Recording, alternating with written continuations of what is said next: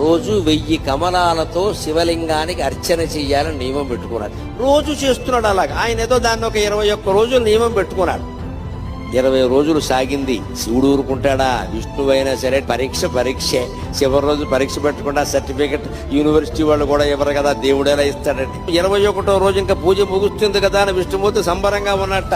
రోజు చెరువులో 1100 కమలాలు పైన పోస్తున్నా, నేను 1000 పోస్తున్నాను, బాగున్నావు చూసి అంతే. అలా అని పెడితే ఆవేళ ఆశ్చర్యకరంగా 999 పూసాయి. ఎంత వెతికినా 1000 కమలం కనపడలేదు. ఏమిటిది? ఒక్క కమలం తక్కువైంది.